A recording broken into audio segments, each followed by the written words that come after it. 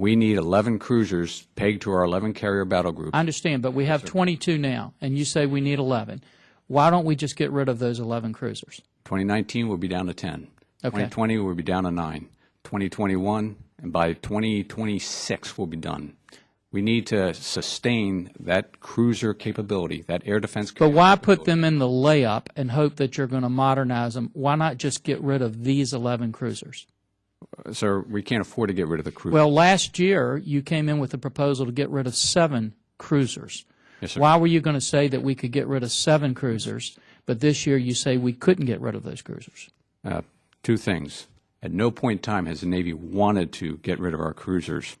Last year when we were getting rid of 7, when we had proposed to decommission early 7 of the 22 cruisers, in our plan there was a future flight destroyer that we had anticipated would be able to recapitalize that capability. You don't see that in this year's 30-year plan because we know we cannot afford to recapitalize those cruisers during the period of the higher replacement. When you look, my question is, would you have enough dollars to do the modernization that you're talking about and do this shipbuilding plan that you have submitted to this Congress? As stated right in that report, sir, as laid out clearly in that report, the funding requirements over the period of 2020 through 2034 exceed the budget that we have had for the last 30 years. Then why would you suggest to us that we should have a confidence level when the Navy came in and told us last year it wanted to get rid of 7 cruisers? This year it now says it wants to have this phased modernization, which means laying them up until you can get more dollars to come back and do the modernization. If you don't have the dollars necessary to do that modernization and to do this shipbuilding plan, give me the comfort level of how you're going to build these ships and do that modernization and take those ships out of layup. Yes, sir. So it starts with the funding that we have in hand. We have approximately $2.2 billion that's been set aside, and we brought more money inside the FIDP to go towards the modernization plan. And rather than sit on the ships, our proposal is that we commence in 2015 with the execution of that modernization program. And we get through the HM&E upgrades that are required to extend the service life. Mr. Secretary, you don't have the money to do that. You wouldn't have the money to do this plan you've submitted to us and do that modernization. Isn't that a fair statement? We have the funding in the FIDP.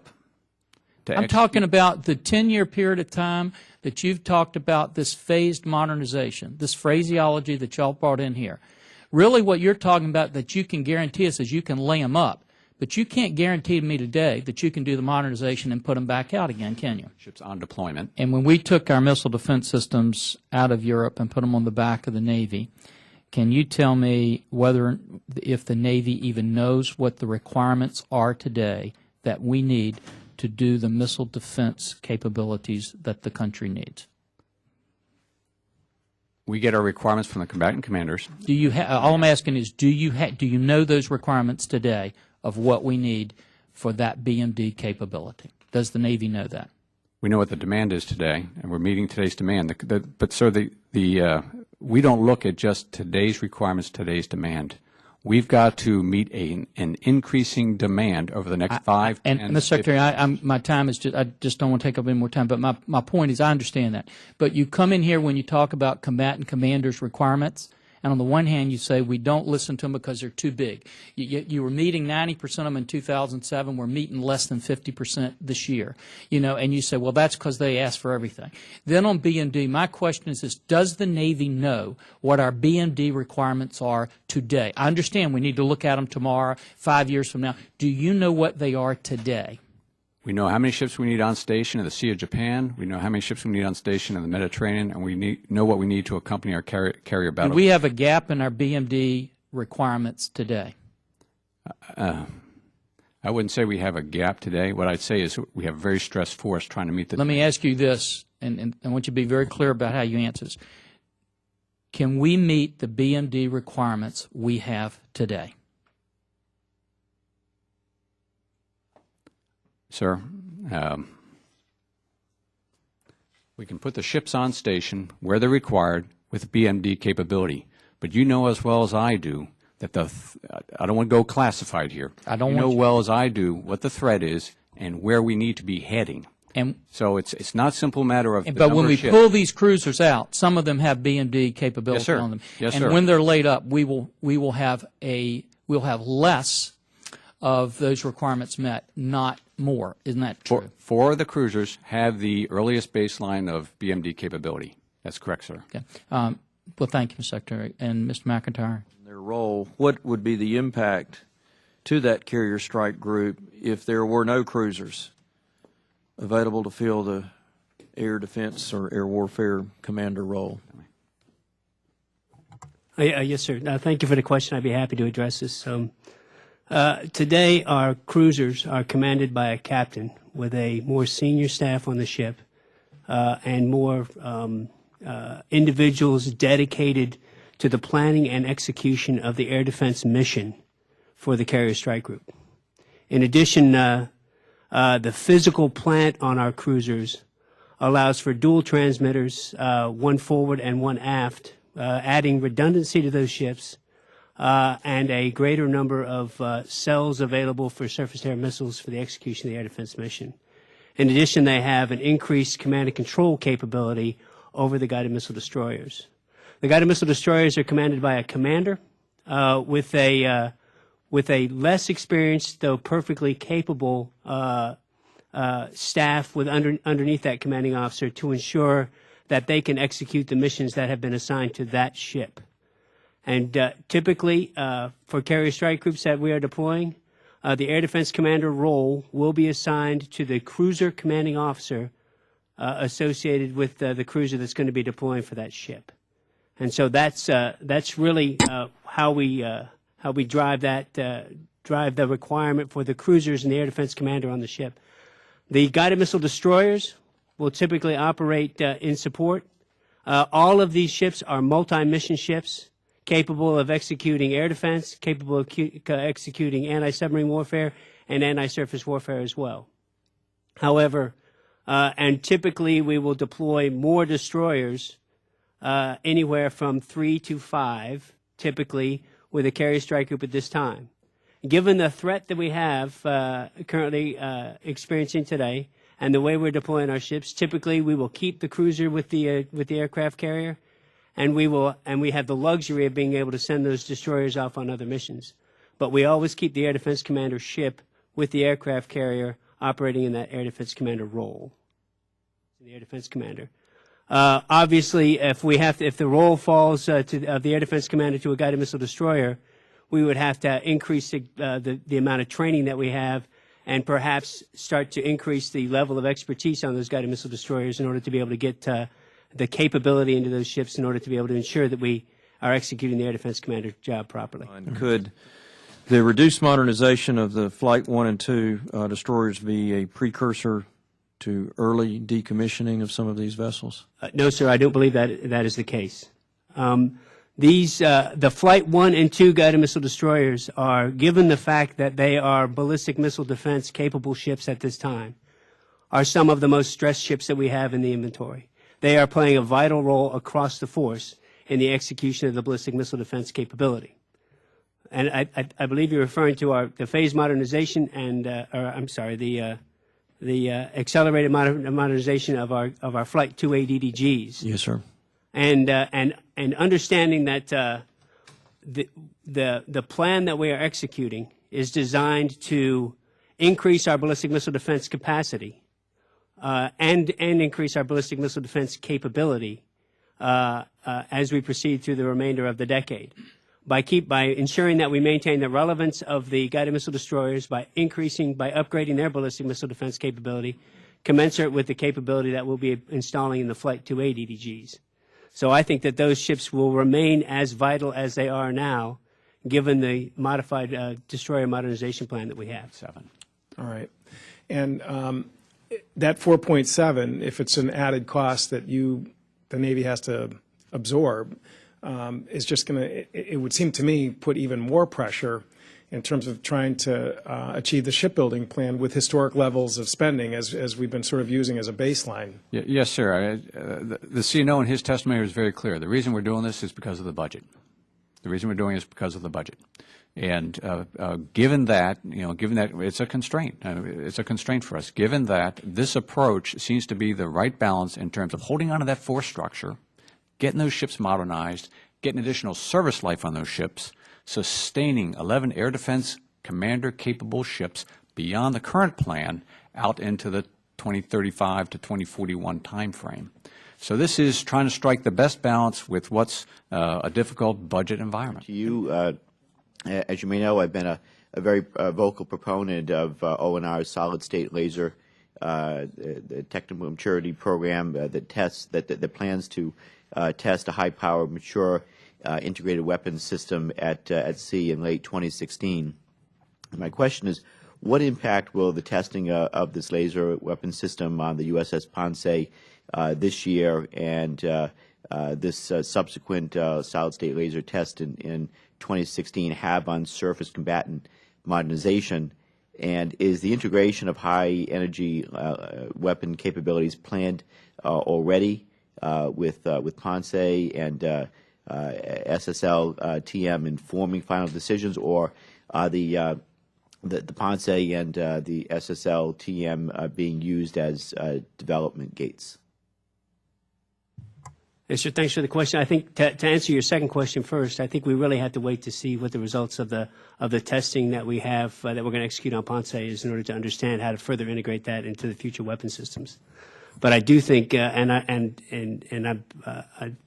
not an expert by any means on this particular weapon system, but I can say in general, in the development of weapon systems, certainly the at-sea testing that we execute for any weapon system that we're going to go field is going to be absolutely essential to understand exactly what it is we have to do. And so I think that certainly it's a good first step to get the weapon systems out on ships like Ponce in order to be able to understand not only what needs to be done to marinize the equipment and to properly support it in execution of operations at sea, but then also to understand how to develop the tactics, techniques, and procedures and the concept of operations in order to go employ those weapons effectively. Availability. How will the Navy ensure that these destroyers are ready to rapidly integrate the latest technologies, particularly those in support of electronic warfare and high-energy weapons? Thank you for the question, sir. To answer your second question, the second part of your question first, I think Admiral Rowden's got it right. We're going to learn a lot when we go do this at-sea test, and that's the benefit of getting it out there to test, so we can learn about the integration challenges, the power challenges, and those kinds of things that we need to do. In the meantime, we've put into our modernization program as much as possible in the way of upgrades to support future requirements. And combining those availabilities into one saves us a significant amount of time in modernizing those ships and keeps them from being offline for much less time. Ships. Frankly, I just think a lot of people, had some confidence issues about whether or not this, phased modernization was just a decommissioning by another name. And again, I think your testimony today has been very, I think, convincing in many respects. But I guess I thought, before you leave, that if you could just kind of walk us through, A, what changed, and B, what reassurances can you really state for the record that, the Navy really will sort of follow through on this different type of approach? Yes, sir. A couple of things have changed that are critical here. First, the Congress established the Ship's Maintenance, Overhaul, and Sustainment Fund, SMOSF. You all put $2.2 billion into a fund to let us move forward past the budget hurdles that we had to modernize the cruisers. So that was the first key. Second is the manpower issue. The SMOSF fund will be consumed by manpower, operation, and support faster than we can modernize these cruisers, particularly in this budget environment. So we coupled the two. We looked at the funding that we have in hand, and we want that money to go towards the modernization to give us the capability and extend the service life that we need on the cruiser. We didn't want to run out of gas along the way. And so we looked at the other costs, the manpower and the operation and sustainment costs. And we looked at the phasing of the decommissioning of those first 11 cruisers. And we arrived at this plan. We arrived at this plan that says, hey, we can minimize, we can almost self-finance this plan, at least on the front end, by pulling the manpower off and recognizing that we're going to bring our cruiser force structure down to 11, 1-for-1 with our carriers, but then be able to extend that longer. So the key was getting the SMOSA funding in place and then looking at the offloading the costs associated with manpower and operating and support during the period of modernization, and then coupling the decommissioning of the first 11 with the completion of the modernization for the back 11. And it just balanced out in terms of the budget that we've got, the force structure that we've got, and then the requirement that we've got to modernize the cruisers. Gotcha. Okay. But here's my worry, and I'm just going to end it on this.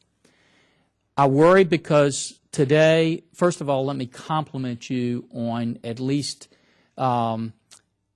heeding what Congress has said about our aircraft carrier and putting the money to do that. And thank you guys for doing that. I think that's important for us to do. Secondly, though, what I walk away with today, enormous respect for you guys. You know that. I'm not arguing with you. I'm just trying to get my hands around a fight because I believe that over the next decade or two, so goes the United States Navy, so goes the national defense of this country. And when I'm looking at you, who I respect enormously, all three of you, and you say we need 300 ships, and then I wave this plan around that says, look, this is what we're going to have. We're going to have 306 ships in 2024. But all of us, everyone in this room knows there is no money to build all these ships over that time period, that we will have about a $4 billion shortfall each year. Then I put that aside, and then I ask you this. I said we need 300 ships, based on what you said, and I do not doubt your word. But I'm heading next year down to 274, based on the way we've always counted them. And Admiral Locklear is warning me, if I get to 260, I become a regional power.